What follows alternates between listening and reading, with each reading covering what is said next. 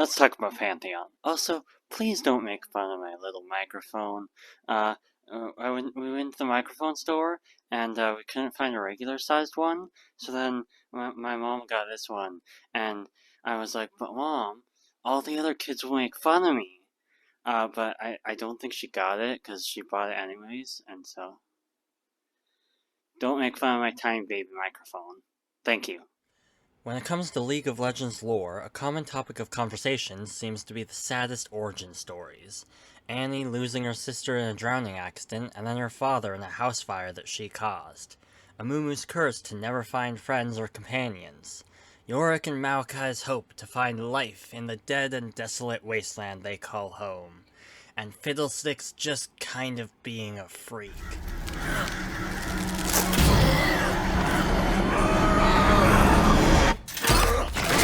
But today, I'm submitting my own application for the League of Legends' saddest character, Pantheon.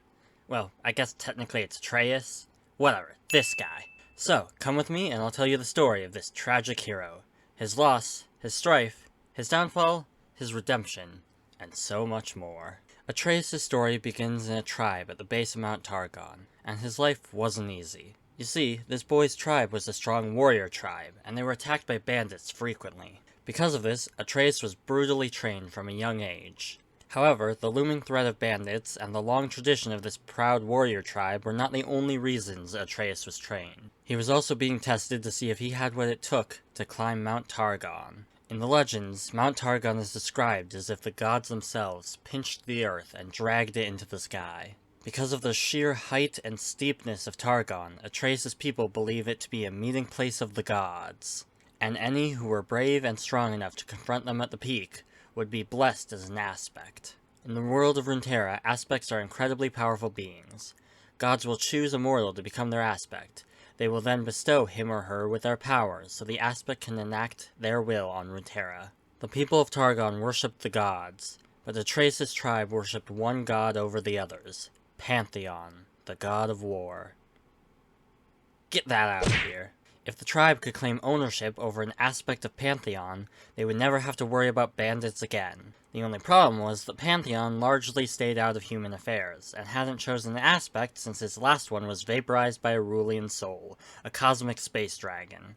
But that's a different story. Nevertheless, the tribe knew they had to test their luck, so they began to train some of their young warriors for a greater purpose.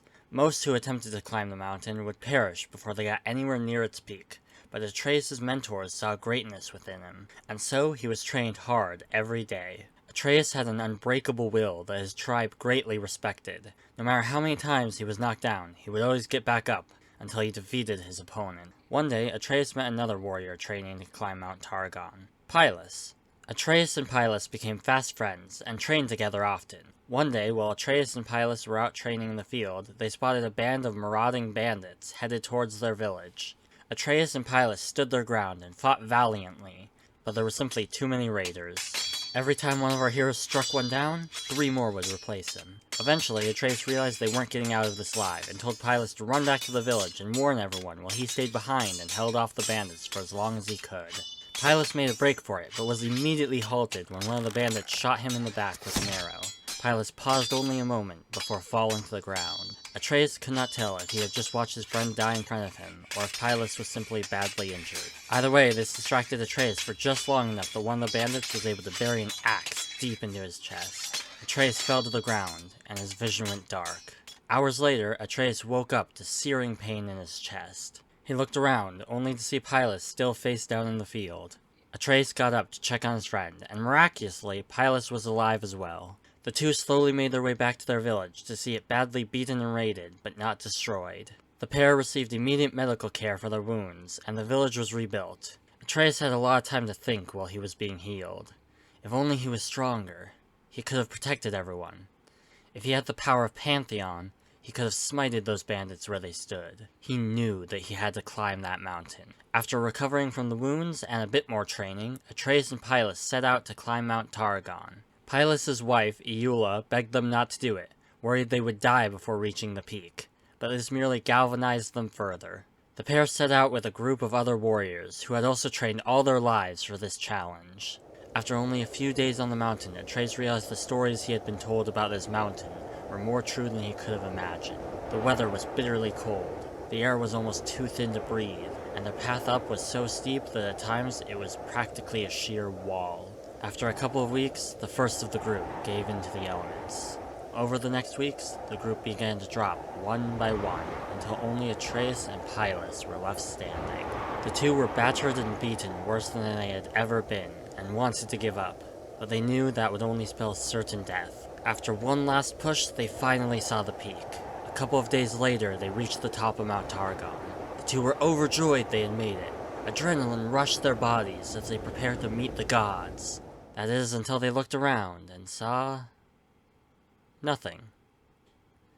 They expected some grand feast table with beings of unimaginable power, or a grand home to be welcomed into, but there was nothing. The peak was no different than the rest of the mountain. The pair waited for something to happen, but nothing did.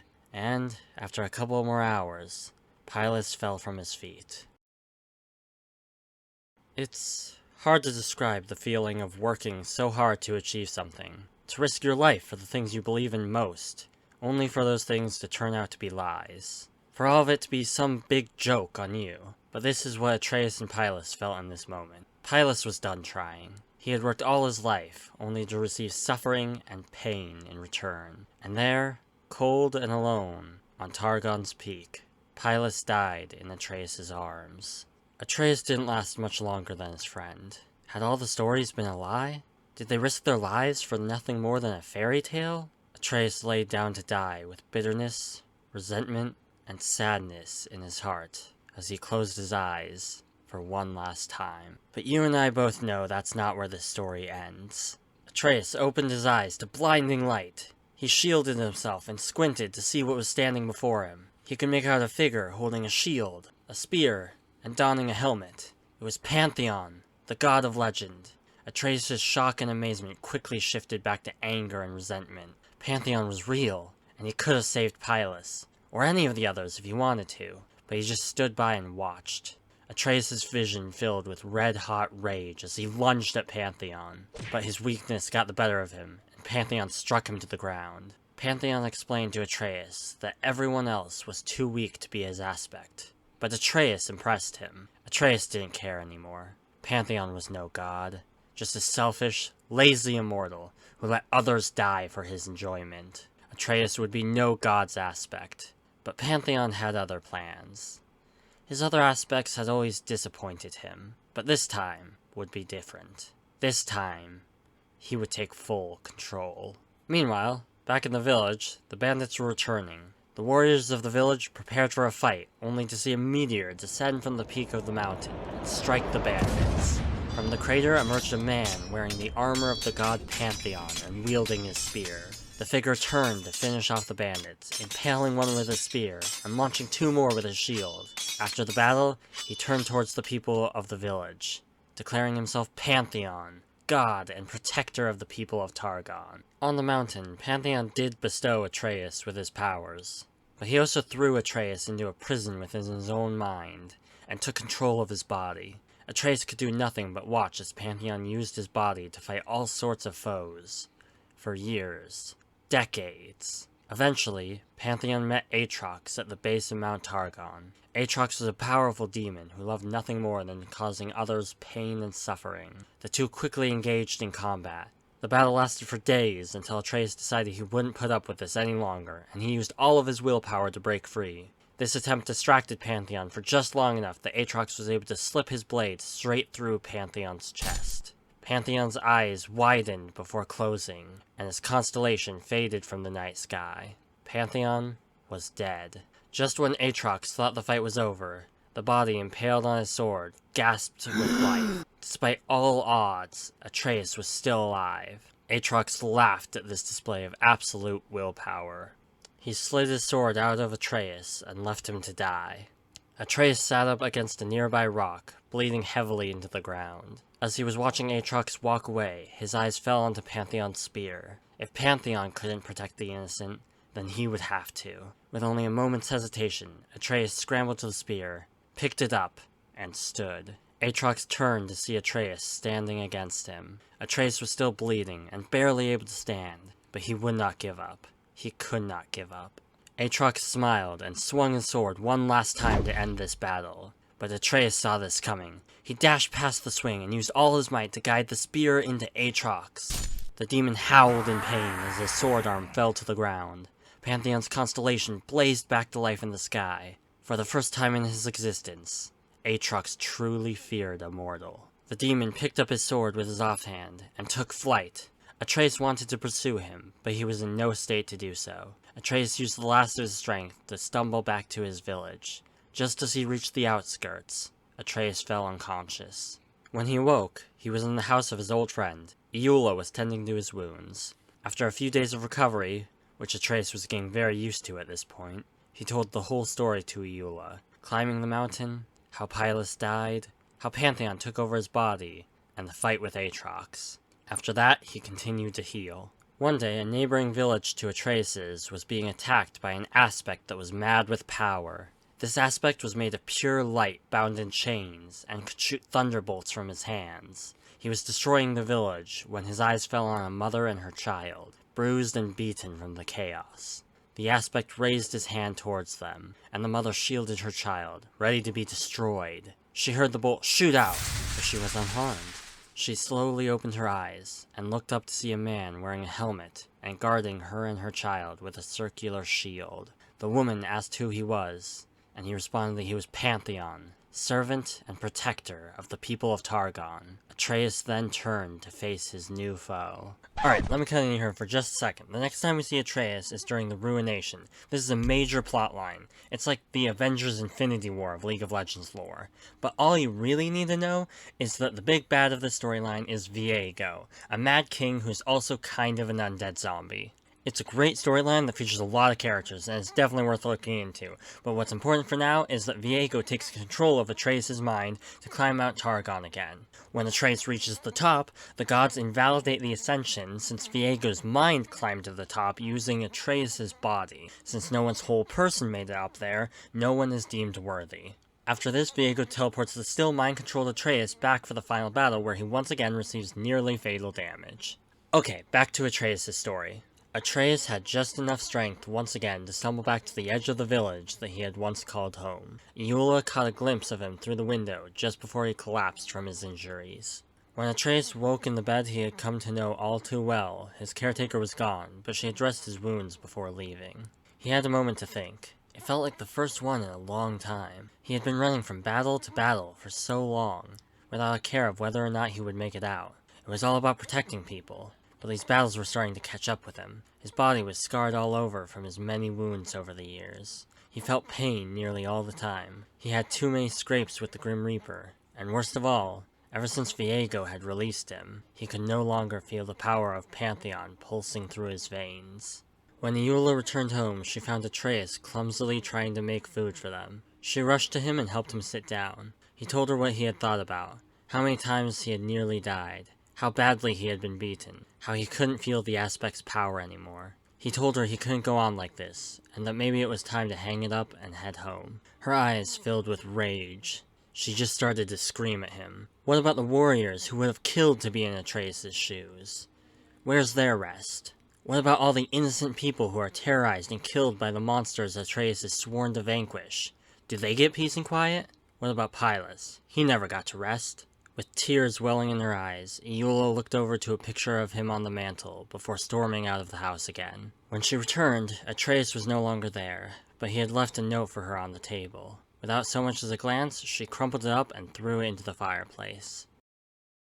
Atreus knew what his problem was. He had been fighting for decades. He had been mortally wounded too many times to count, and it all started with the mountain. If Atreus wanted to end the pain and suffering, he would have to cut it off at the source. He would have to kill the gods. Atreus journeyed back to the base of Targon. Since his last visit here, a portal leading to the realm of the gods had ignited. Guards protected it, but even without his power, they were no match for Atreus' raw strength and determination. But Atreus knew this wasn't the difficult part. Once past the guards, Atreus stood face to face with Leona, aspect of the sun. He knew that she was just as much a victim of the gods as he was. but she wasn't going to let him through that portal. Atreus gripped his spear and stepped towards her. Despite Atreus no longer having the power of an aspect, the fight was a spectacle. The two were engaged in fierce combat, trading blow for blow. Despite all logic, Atreus was holding his own against an aspect.